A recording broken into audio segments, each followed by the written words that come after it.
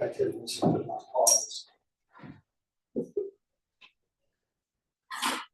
We went verse by verse through the New Testament, but we're just looking at the Old Testament, kind of a view from above.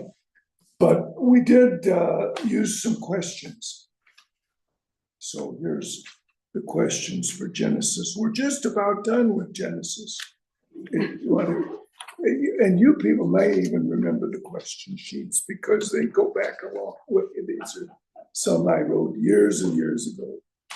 As I thought about the books. Oh, hey, Daniel. Here. Okay. Anybody else need a question sheet? Okay. These are questions that struck me as I thought about these books. So they're not necessarily the questions that you might come up with if you were to think about them. But as we think about the book of Genesis, it's a book of beginnings. And we think of it, well, it's important, talks about creation.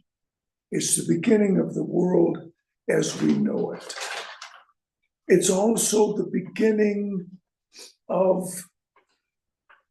a history that's going to go through the Old Testament, the history of a family from Adam and Eve down to Noah, then down to Abraham, and then his family is going to be featured through the rest of the Old Testament.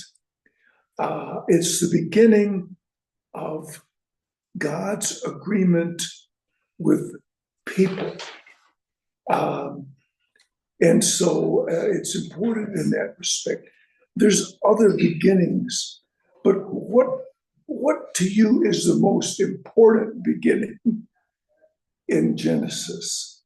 And maybe that's a bad question, but it's the most important to me, the most important beginning in Genesis is we begin to know God. We begin to see what God is like.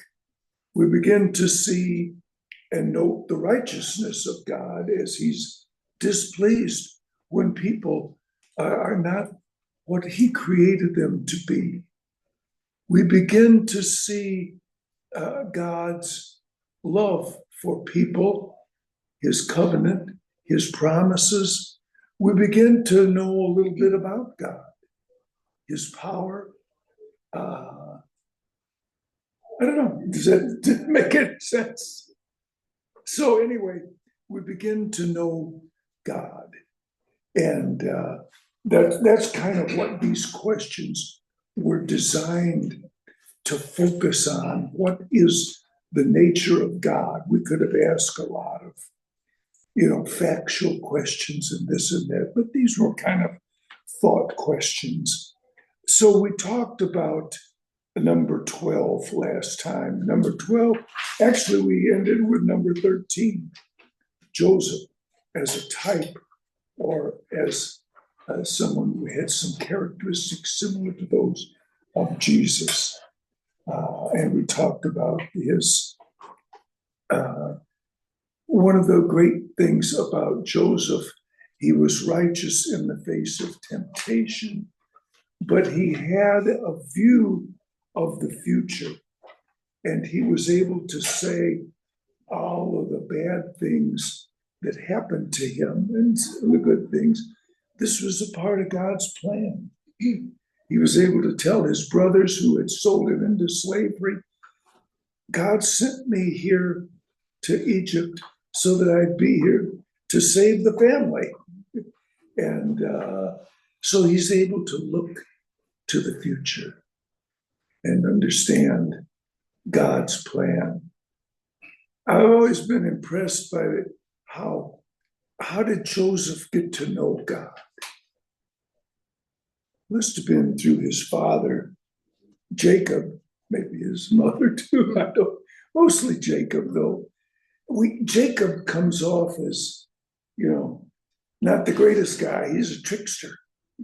And yet somehow he's able to instill in Joseph, if not as fully in his other children, a knowledge of and respect for God. So that's something. Anyway, that's kind of review. We don't want to revisit all of these. We were looking then for today, question number 14, before we go to Exodus. What was the significance of the blessings which Jacob imparted to his sons? That's in Genesis chapter 49, near the end of the book. As Jacob nears the end of his life, he calls and says some things about his sons. He's got 12 sons. And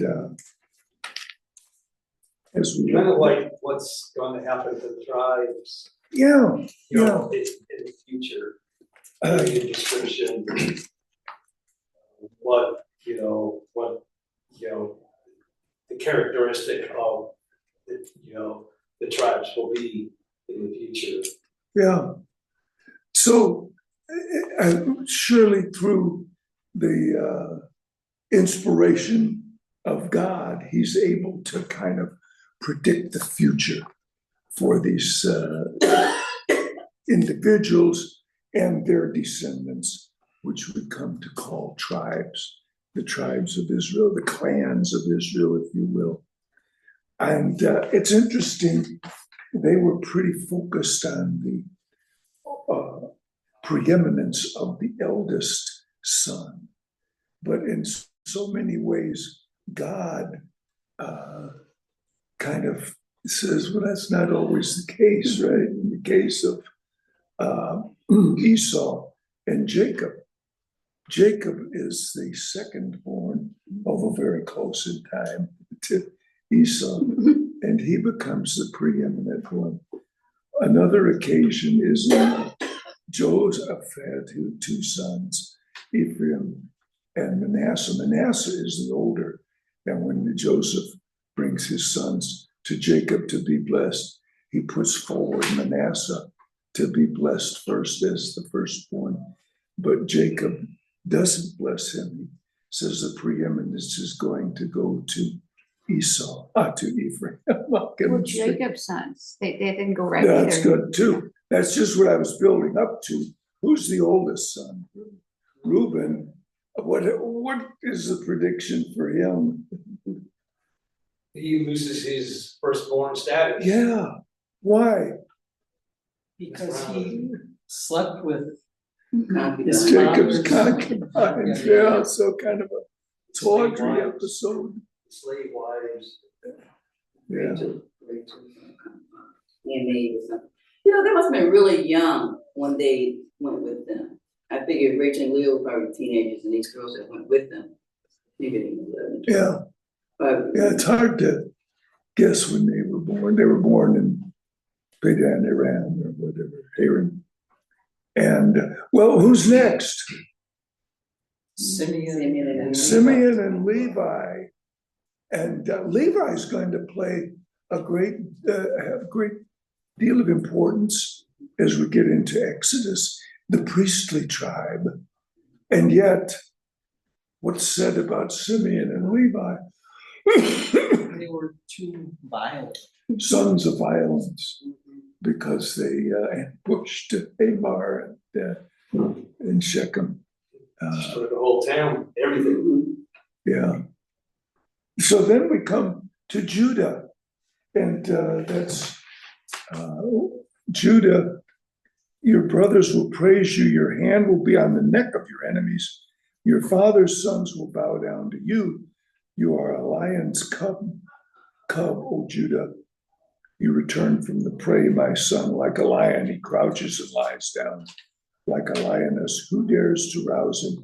The scepter will not depart from Judah, nor the ruler's staff from between his feet, until he comes to whom it belongs, and the obedience of the nations is his.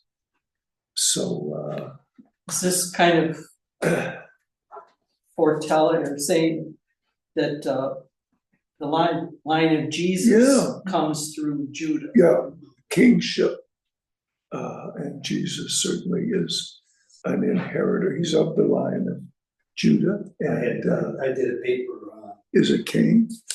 the kingdom, the king, because one of the chapters in this Old Testament theology was asked the question is the king in the plan of God? Because, I mean, and especially we're reading something when we come to Samuel said to Saul, who was Benjamin, the kingdom was yours. But Yeah. well, I don't, it's not a contradiction, but it's an apparent contradiction. I mean, what we were saying is that God is able to predict it, and God is able to predict and say that the rule will go to Judah and will remain with Judah. Okay.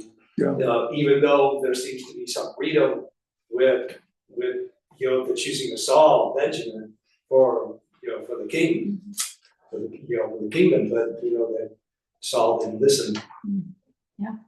To Saul gets cut off. To Judah, he says, and to Judah's descendants, he says, you'll be disciplined, but not cut off, not ever completely cut off.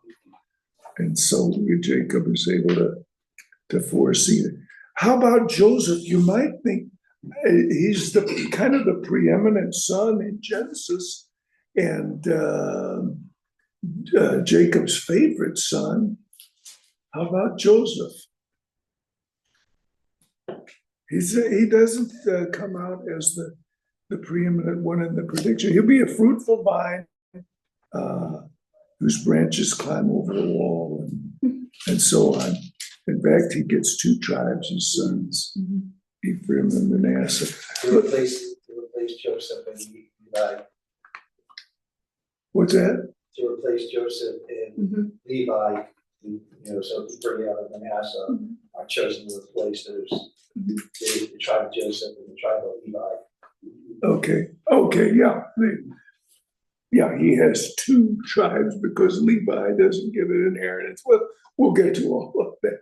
But the point is that Genesis opens the door to what's going to happen.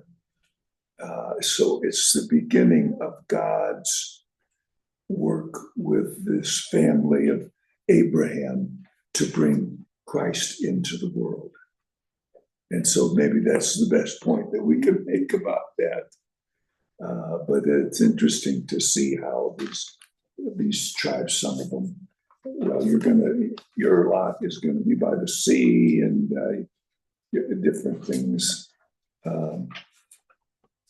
Dan will be a serpent by the roadside.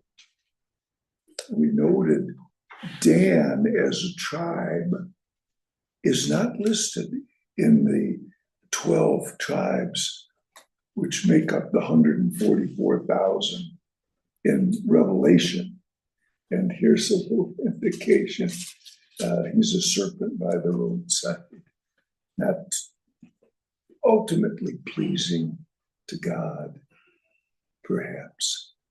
Doesn't take the land allotted to him, but goes to a different location. Anyway, there's a lot in there that we could look at. But that's Genesis, the beginning of a long history of God's dealing with these people. And we learn more about God as we go along. So, any other comments? Oh, there's an extra credit question. As there will be on every one of these sheets. What happened to Joseph's bones? Yeah, he looks forward to a time when the family is going to return to the land from whence it came. And so he says, don't dispose of my bones, bury me, or I guess turn them into a mummy or whatever in Egypt. Take my bones back to Canaan. And so that's what happens. And later on in Exodus, we read about that they've got Joseph's bones when they leave Egypt. And then what ultimately happens? That we have to go all the way to Joshua chapter 24, almost the end of Joshua, for the final disposition of these. They're still hanging on to those. They buried them somewhere, don't they? Yeah. Joshua 24, verse 32. Okay, somebody got that. Read it, whoever. And as for the bones of Joseph, which the people of Israel brought up from Egypt, they buried them with Shechem in the piece of land Jacob bought from the sons of Hamor and the father of Shechem for 100 pieces of land. Yeah. So they're ultimately buried in the promised land. So anyway, again, an indication that they're looking forward to leaving Egypt. So They still have that as a site in Israel? To show you. what's that? I wonder if they take you around today and show you where that is. Shechem? Go to Shechem? Yeah, Oh, no. see, there's a town, yeah. Sychar that's near there. Is that a cool? You don't have to sit in the car. You can come. Okay. Okay, well, we surveyed Genesis, and now we're ready to survey Exodus. We're on survey of the Old Testament. Okay. There's some extra. Who didn't get a sheet? Anybody got a sheet? Some people got them last time. Well, we'll pass those out. For Exodus or? We've got plenty. I made a lot of extra ones this time.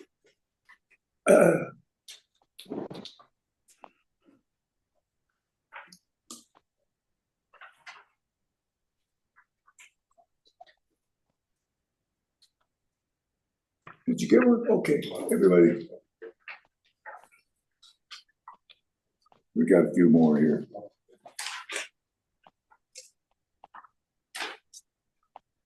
Exodus, we talked about the meaning of the term Genesis. Need one? Here's another one. You got one, Matt? Yeah. Oh, please got one at home. Anyway, we talked about Genesis means beginning. Exodus, what does Exodus mean?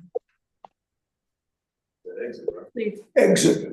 We don't have an exit sign in this room, but we've got some around the church building.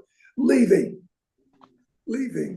And where are they leaving from? Egypt. It's the departure from Egypt is the focus of this book called Exodus. Why is that significant?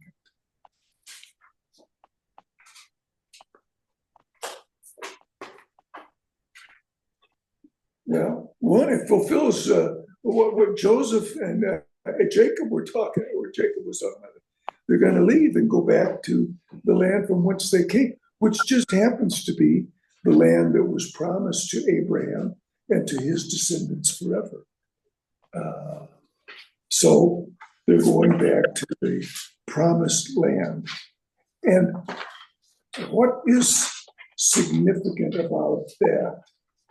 It takes place in a very miraculous way, we might say, against some opposition, in a very striking way that Exodus takes place. It's such a significant event in the history of Israel and in the history of that family that they're supposed to commemorate it forever. And we'll get to that.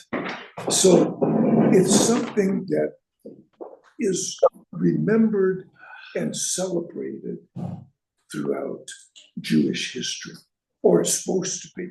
They always do it, apparently. And so it becomes something that is mentioned in the Hebrew poetry and the Psalms. God of victory who brought the people out of Egypt to the promised land. It's mentioned by the prophets. I guess almost probably every book in the Old Testament some way, maybe, mentions the Exodus. And what strikes me later on, when they go into captivity in Babylon, Jeremiah is going to say to them, God is going to restore you, and it's going to be such a striking event that it'll be up there or take the place of the Exodus from Egypt. But it never, it's remembered, but not as much as the Exodus from Egypt. Anyway, it's mentioned so much in the poetry, in the prayers. We see those praying to God. There's a God who brought your people out of Egypt, who were with us. And we've been, as we went through the New Testament, thinking about the examples of prayer that we saw. Do we ever include in our prayers references to the great victories of God? I don't know. We said before, mostly our prayers are give me, And we try to remember to include in our prayers praise and thanksgiving. And part of that praise, perhaps, is remembrance of things that God has accomplished. We can, as spiritual descendants of Abraham, give thanks for the victories of God in the history of Abraham and his family. We can pray God who brought his people out of Egypt into the promised land. We can give thanks for that and remember that. But perhaps there are other victories in our lives that God has brought about that we can include in our prayers. God who helped me in temptation at a time, or God, you healed me, or God, some victory that we can look back and identify. Do we ever include those remembrances in our prayers? And I guess more important, should we include and remember the victories of God in our prayers? That's kind of the reason I put that, one of the reasons I put that question. Anyway, departure from Egypt, it's that in a sense what it has to do with us. It also, Exodus is going to include some rules and regulations too. But anyway, the significant character in Exodus, and perhaps in much of the Old Testament, and a very significant character, even as mentioned in the New Testament, is this guy named Moses, who's born, preserved in a miraculous way by God. But I just thought I'd mention, who were Moses' ancestors? Levites. He's a Levite. So that means we met Levi in Genesis. Anybody, who else? Well, Levi had 3 sons, Kohath, Merari, and Gershon. Moses is going to have a son named Gershon. He means what? Stranger. Anyway, we'll get to that. But remember, Gershon got the curtains because they're rhymes. yeah, The curtains that they get to carry the curtains. Yeah. Anyway, the point, Levi, Kohath is his son. His son is a fellow named Amram, and his son is Moses. So interesting. They go into Egypt Levi is there. And 4 generations later, they come out. Keep that in mind. Must have been long generations, as we'll see later. That's our extra credit question. But anyway, that's the reason for it. Amram marries his father's sister. So anyway, so Moses, his background is given, his birth is given in described in detail. Moses becomes the leader of Israel, and he's instrumental in leading them out of this Egyptian slavery that they get themselves in. At first, they're welcomed into Egypt. Then another Pharaoh arises, and they become slave labor in Egypt. And that's what happens when they're called out from Egypt. Moses is the one who leads them out. We're covering a lot of territory here, but Moses' life is an interesting one. He's raised as by Pharaoh's daughter, and kind of raised in the palace for a while. And then he goes into the wilderness.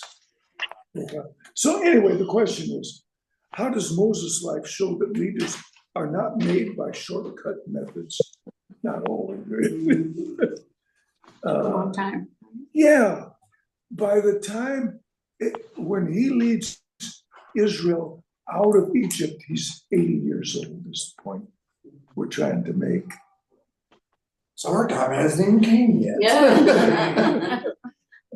Yeah, the thing, a couple of subsidiary point that I'm going to make here is that Moses, when he is living as the son of, or in the family, Pharaoh's daughter, he gets to be about 40 years of age.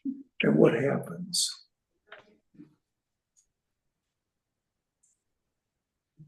He killed an Egyptian. Yeah, he sees an Egyptian taking advantage of a Hebrew or an Israelite, and he gets into it and kills the Egyptian.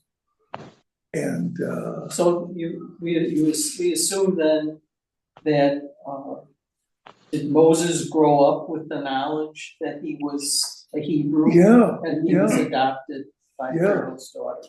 yeah. So he doesn't, so through the influence of his mother, when she placed him with his mother as his nanny, if you will. And that's another good point.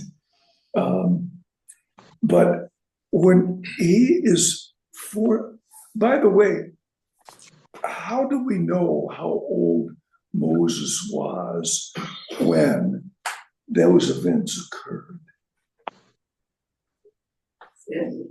Doesn't it say in here how old he was? It does He was say, 40 years old, he was ready to leave his. yeah, but where? Oh, Not in the Old Testament, not in Exodus. that's true. Where do we read about that? Acts chapter 7. That's right. Stephen's. In Stephen's defense. So the point is, sometimes we learn about things in the Old Testament, in the New Testament. We don't read about that in Exodus, but in Acts 7:23. So that's one point, is we learned some things about the Old Testament. New. When Moses was 40 years old, he decided to visit his fellow Israelites. Okay. He saw one of them being mistreated by an Egyptian. So he went to his defense and avenged him by killing the Egyptian. And then, later on, he sees 2 Hebrews, and one of them says to Moses, are you going to kill me as you killed the Egyptian? And then the Old Testament suggests to us Moses, he got out of town because he found out that what he had done was known. But what was his motivation for leaving? We think, boy, he was afraid. But here, interesting, Stephen says Moses thought that his own people would realize that God was using him to rescue them, but they did not. And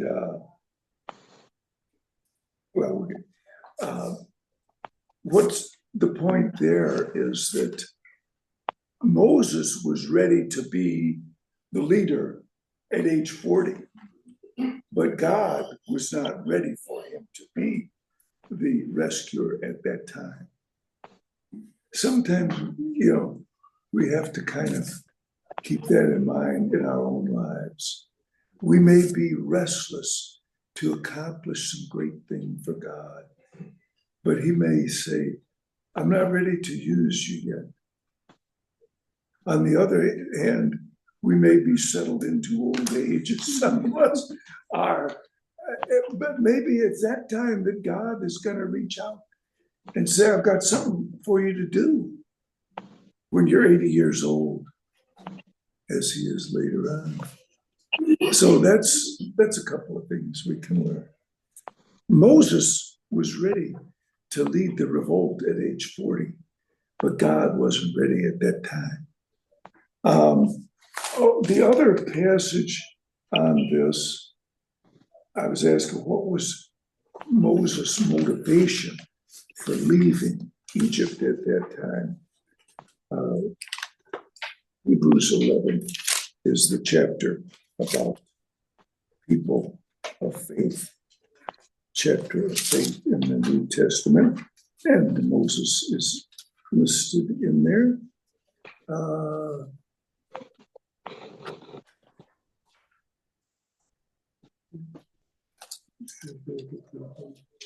Hebrews 11:27.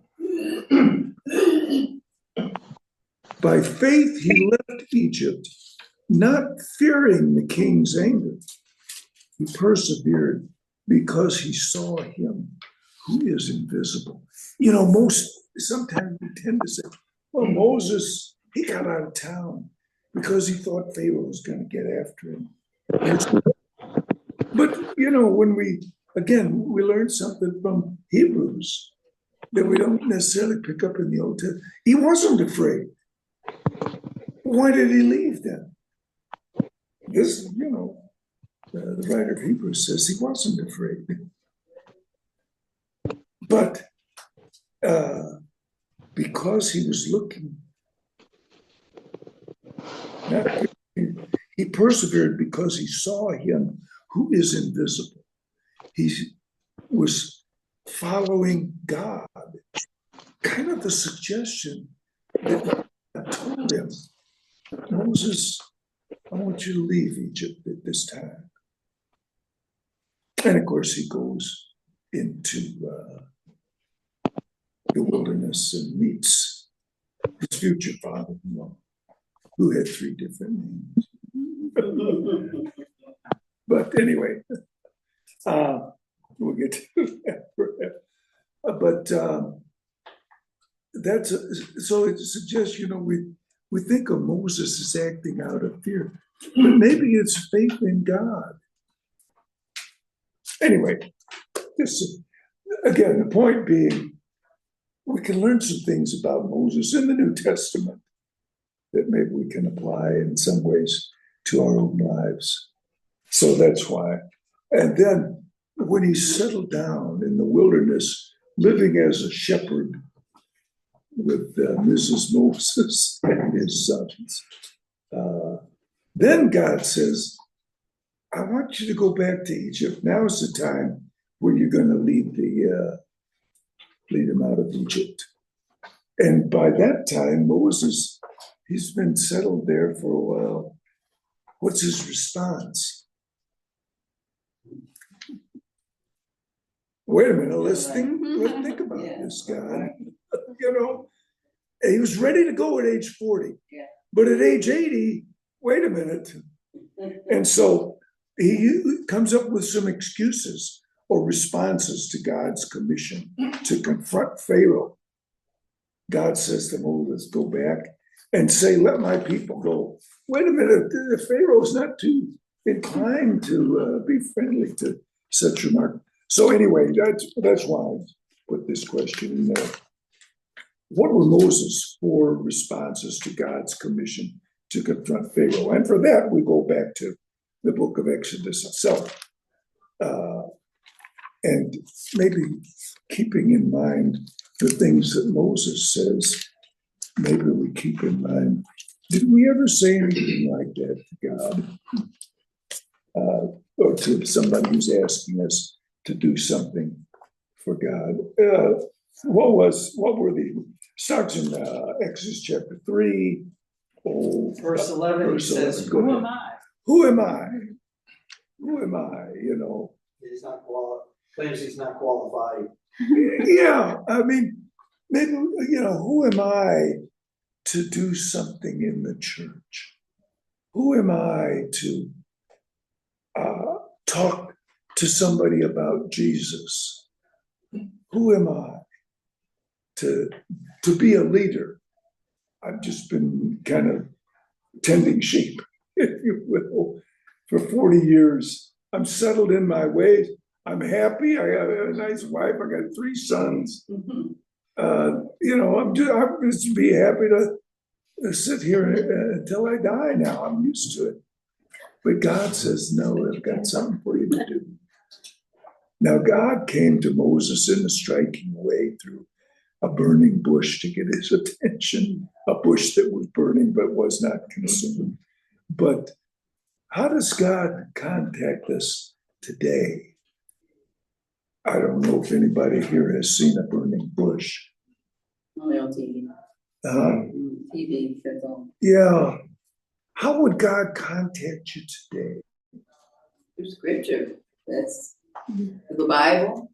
Yeah, maybe we're reading a scripture that suggests we ought to be doing something for Jesus, caring for other people, as Patrick pointed out in his lesson in the bulletin this week, talking about Jesus, just the account of the woman at the well. Jesus, I've got the living water. May suggest maybe we ought to be telling somebody about that. Often it's somebody else who comes and says, will you do this? Or will you lead this? Will you participate? You know, in the tendency of who me? You know. Sometimes it comes to an elder or a minister That's right. seeking workers in the church. Yeah. You've been asked to do things, take a class. I bet you were asked to take a class. How many years ago? 50 years ago. You're still teaching a class. I don't want to say We it. had one. So that's just an example. You were the right man for the right job, you know. Anyway, Still doing it. that was, You got them started young in those days, right? Yeah. Like assistant teacher, we don't see much of that. Yeah. anyway, that's another story, but that's how God worked in my life.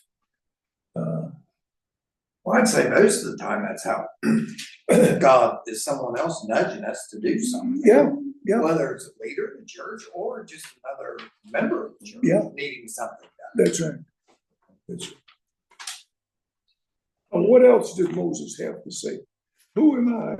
And then In verse 13, yeah. he says, they say, or he said, well, what if they question my authority? I let, and, you know, well, who sent you? Yeah. Who are you?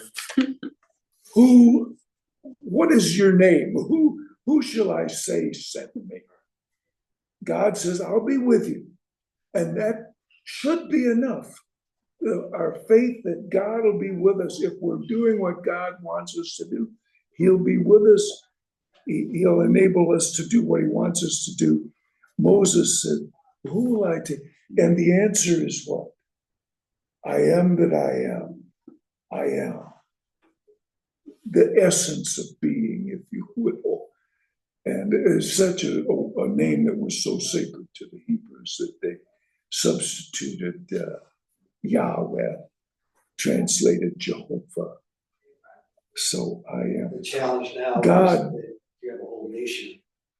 Moses is gonna have to take this whole nation out Before it was just patriarchs, family, here and there. Now you have the whole nation. Wow, yeah, a big responsibility, an overwhelming responsibility, almost, as we see in the life of Moses. What else? Didn't he claim to have a speech impediment? Yeah. At one point he did. Well, And so Aaron went with him. that's what, we'll get to the next, the other excuse, jump into chapter 4, Moses' next excuse. What if they do not believe me or listen to me and say, the Lord did not appear to you? And then the Lord says, what's that in your hand? A staff. Throw it on the ground. Moses threw it on the ground and it became a snake. And he ran from it. And then the Lord said, reach out your hand and take it by the tail. So Moses reached out and took hold of the snake, and it turned back into a staff in his hand. Kind of a striking thing. But that his response was, what if these people will not believe? What if they question? What? And that's a valid concern, I guess. About what if people don't believe? Doesn't mean we shouldn't try, I guess. But chances are we're not going to have something that turns into a snake. So what do? Moses needed to have faith in God's power. It turns out that it's not the words that Moses says that are going to convince. It's the power of God. It's God using him. And I guess that's the faith that we need to have. We may not use the most, the best method of speech. We may stumble around, but if we try, God can use our words, if you will, our effort, our concern, our love to accomplish his will. We may not have the sign of a snake, but we have the sign, if you will, of God's word, that we can just say, God said this. More people are going to respond, perhaps, than we think. Not perhaps. More people will respond than we think. Anyway. And then Dan, as Dan pointed out in chapter 4, verse 10, Moses said to the Lord, "O Lord, I've never been eloquent, neither in the past nor since you have spoken to your servant. I'm slow of speech and tongue." We'll take him at his word. We'll take him at his word. And most of us could say that, I'm not fast on my feet. When somebody's going to raise an objection, I'm going to be dull. But God says, I'll help you. In the case of Moses, he says, well, I'll send Aaron with you, your brother, and he'll speak for you. And to some extent, we read that he does. But then finally, please send someone else to do it.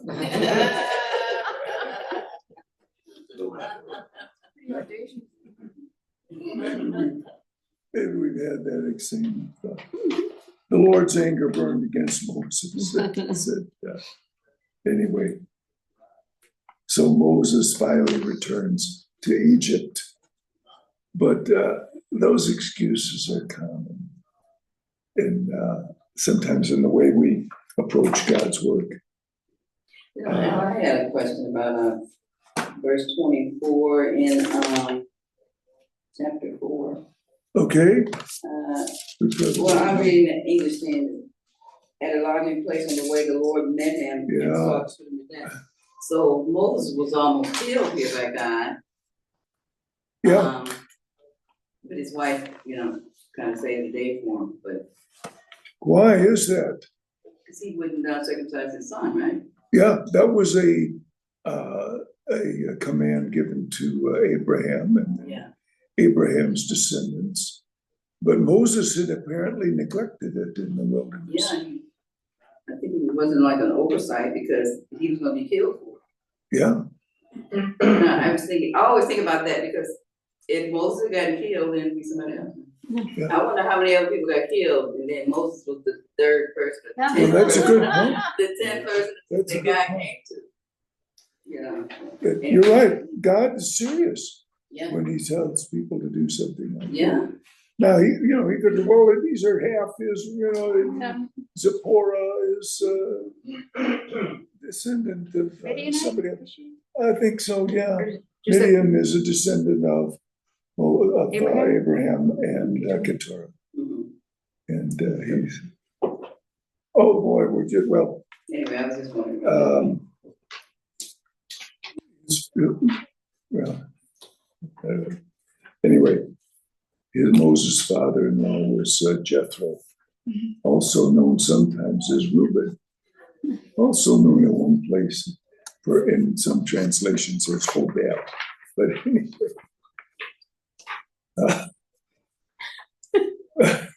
I couldn't resist. What was the significance of the Egyptian plagues? We said that God was the one who moved Moses, the things he says, yes. But God ultimately moves Pharaoh to let the people go in some unique ways. He had to show Pharaoh his power, right? To demonstrate his power, but also in what way? That's the best question. Why did he choose those particular plagues? Yeah, he's embarrassing or insulting the Egyptian god. They worshiped the Nile River, so it turns to blood. They worshipped the sun, so darkness is. There were some magicians involved too, right? Like, Yes. like, okay, I could do this too, and then God had to. Then he did some things that they couldn't do. Right. Yeah. Interesting that they were able apparently to, the first few plagues, they were able to reproduce those. They couldn't turn it back, Couldn't, like Moses yeah. could stop it. They couldn't stop it. Yeah. Yeah. Which reminds me of Revelation, where it says that some of these false prophets are doing things to demonstrate their power. Anyway, we'll start there next time. Thank you for your thoughts and your wisdom. Okay, sure. I'm enjoying it.